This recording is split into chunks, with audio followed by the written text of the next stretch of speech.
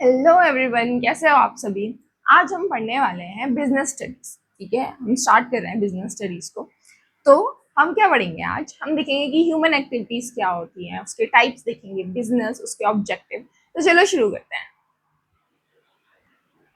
देखो, हम रोज बहुत सारी एक्टिविटी करते हैं, है ना। जैसे मैं अभी ये पढ़ा रही हूँ, ये भी एक तरह की एक्टिविटी है। तुम अगर ये वीडियो देख रहे हो, वो भी एक तरह की एक्टिविटी है। तुम मार्केट जाते हो, शॉपिंग करते हो, सामान खरीदते हो।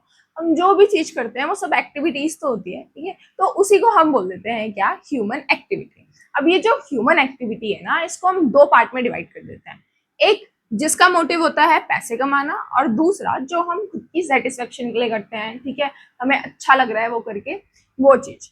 तो जो चीज हम किसके लिए करते हैं, पैसे कमाने के लिए करते हैं, उसे हम बोल देते हैं इकोनॉमिक एक्टिविटी। जैसे मान लो कोई शॉपकीपर है, वो आपको सामान बेच रहा है, तो पैसे भी तो लेगा ना साथ में। या आप भी किसी को कुछ बेच रहे हो, उससे आप पैसे ले रहे हो। तो जो भी एक्टिविटी जिसका ऑब्जेक्टिव क्या है, पैसा कमाना है, उसका मोटिव पैसा कमाना है, उन्हें हम बोलते हैं क्या, इकोनॉमिक एक्टिविटी।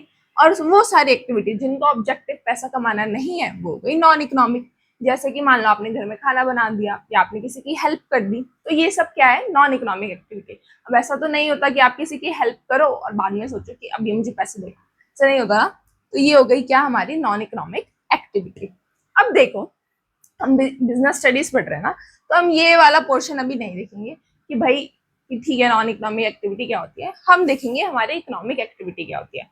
जो मैंने बोला कि जिनका ऑब्जेक्टिव क्या होता है, पैसा कमाना। तो ऐसी कौन कौन सी एक्टिविटी है जिनसे हम क्या कर सकते हैं, पैसा कमा सकते हैं। तो इसको भी हम तीन पार्ट में क्लासीफाई कर देते हैं। एक आपका बिजनेस, ठीक है, दूसरा प्रोफेशन, मैं शॉर्ट में लिखती हूँ, और तीसरा है एम्प्लॉयमेंट। बिजनेस, प्रोफेशन और एम्प्लॉयमेंट, इन तीनों में क्या होता है, डिफरेंस होता है। अब देखो बिजनेस क्या होता है, स्टार्ट करते हैं आज का टॉपिक बिजनेस से। अब भाई क्या होता है एक बिजनेस। देखो, बिजनेस वो सारी इकोनॉमिक एक्टिविटी है जिसमें एक तो उसका मोटिव क्या होता है, पैसा कमाना होता है, ठीक है। वो सारी इकोनॉमिक एक्टिविटी जिसमें हम क्या कर रहे हैं, कोई चीज प्रोड्यूस कर रहे हैं और उसको बेच रहे हैं। ये नहीं कि कुछ बनाया और खुद के पास रख लिया, नहीं, हमने कुछ बनाया, क्यों, क्योंकि हमें उसको बेचना था और क्या कमाने थे, पैसे कमाने थे। उसको हम बोलते हैं बिजनेस, ठीक है। And in that economic activity which is conducted on a regular basis to earn profit through the production and sale of goods and services। तो यही होता है हमारा बिजनेस, कि भाई हम कुछ भी एक्टिविटी कर रहे हैं, जो भी हम चीजें बना रहे हैं उनको बेच रहे हैं, या जो भी हम बना भी नहीं रहे, या इनसे खरीद के ला रहे हैं और फिर आगे बेच रहे हैं, तो वो सब जिसका हम क्या है, हमारा लास्ट मोटिव क्या है, कि हमें उससे क्या कमाना है, पैसे कमाना है सॉरी, उसे हम क्या कहते हैं, बिजनेस बोलते हैं, ठीक है। और रेगुलर बेसिस पे होना चाहिए। चलो ये हम कैरेक्टरिस्टिक्स में देखते हैं। अब देखो, एक जो बिजनेस है उसके कैरेक्टरिस्टिक्स क्या होते हैं, मतलब ऐसी कौन कौन सी चीजें हैं जिसको हम देखेंगे तो पता चलेगा कि अच्छा ठीक है ये बिजनेस का। पहले तो वो बिजनेस जो है वो क्या होती है, इकोनॉमिक एक्टिविटी होती है। इकोनॉमिक एक्टिविटी क्या, कि भाई हम जो भी बिजनेस करेंगे तो हम क्यों कर रहे हैं वो बिजनेस, पैसे कमाने के लिए कर रहे हैं, ठीक है। दूसरा वो कह रहा है उसमें प्रोडक्शन और प्रोक्योरमेंट होता है। देखो प्रोडक्शन मतलब तो क्या होता है कि कोई चीज बनाना, ठीक है। पहला हो गया प्रोडक्शन, कि हम कोई चीज बना रहे हैं और उसको बेच रहे हैं। और प्रोक्योरमेंट मतलब होता है कि प्रोक्योरमेंट वैसे एक पूरी प्रोसेस होती है, ठीक है। जैसे मान लो हम प्लान कर रहे हैं कि अच्छा हमें ये सामान खरीदना है, तो हम कहीं से जब सामान खरीदते हैं और उसको आगे बेच देते हैं, पर उस पूरी प्रोसेस को क्या बोलते हैं, प्रोक्योरमेंट बोलते हैं। तो बिजनेस में क्या होना चाहिए भाई, कि तुम सामान बना रहे हो या तुम खरीद के कहीं से ला रहे हो और उसको आगे बेच रहे हो। तीसरा होना चाहिए सेल और एक्सचेंज। और हाँ, यहाँ पे सिर्फ सामान नहीं, क्या पता तुम सर्विस भी, जैसे ये पढ़ा रही हूँ, ठीक है, सर्विस है, ठीक है।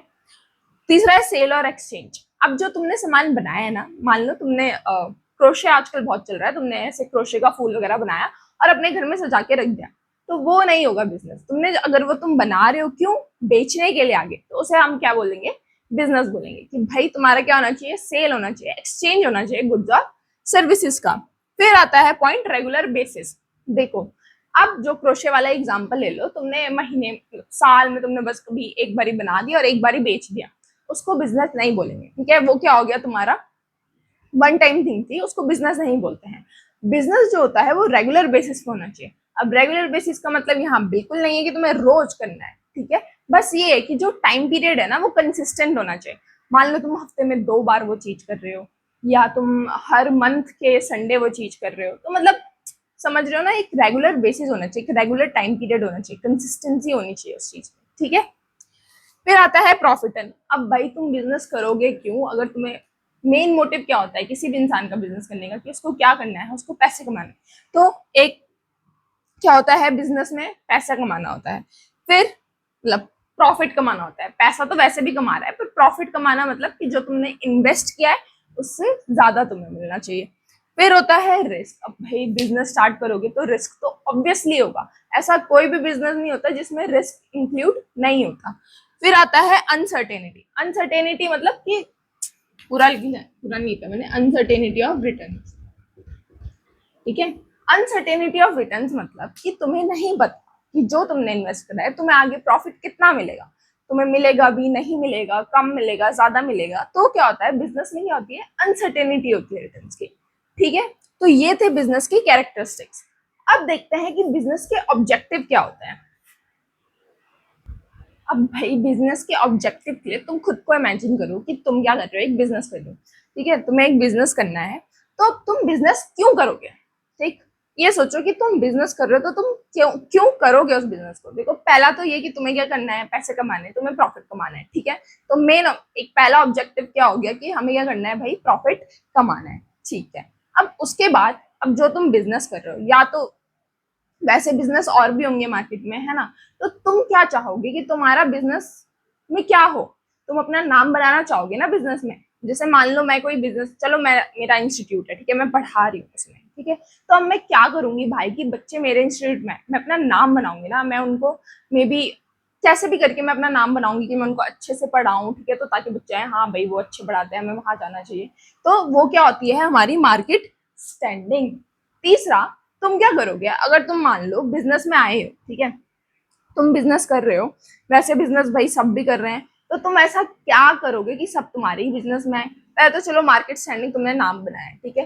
फिर तुम क्या करोगे, अपने नए नए आइडियाज भी तो लेके आओगे ना, नए नए आइडियाज लेके आओगे, लोग देखेंगे ओ ये तो कुछ नया था भाई, हमें यहाँ जाना चाहिए। तो वो जो नए आइडियाज तुम मार्केट में लेके आते हो उसको हम बोलते हैं इनोवेशन, ठीक है। फिर आता है प्रोडक्टिविटी।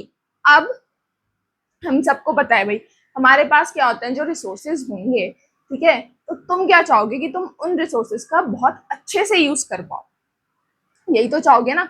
ऐसा तो नहीं चाहोगे कि भाई ये जो रिसोर्सेज है, हाँ चलो देख लेंगे ना, जो भी है कर लो। ऐसा नहीं होता है ना, जो भी तुम्हारे पास रिसोर्सेज है अब तो लिमिटेड ही होंगे स्टार्टिंग में मान लो। तो तुम क्या चाहोगे कि तुम उन रिसोर्सेज को क्या कर सको भाई, उसका बेस्ट पॉसिबल यूज करो। उसे क्या बोलते हैं हम, प्रोडक्टिविटी। प्रॉफिट हमने देख लिया।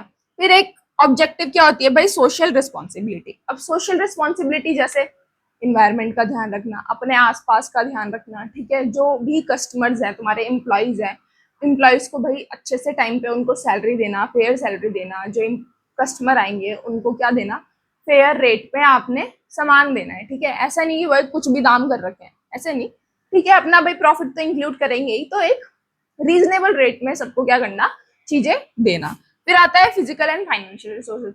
अब ये जो फिजिकल एंड फाइनेंशियल रिसोर्सेज है ये खुद के लिए, ठीक है, कि मैं क्या करूंगी कि कहीं से अपना फिजिकल रिसोर्सेज जैसे कि मशीनरी हो गया, ये सब चीजें हो गई, ठीक है, जो किसमें हेल्प करेगी, मेरे बिजनेस में काम करने में हेल्प करेगी। फाइनेंशियल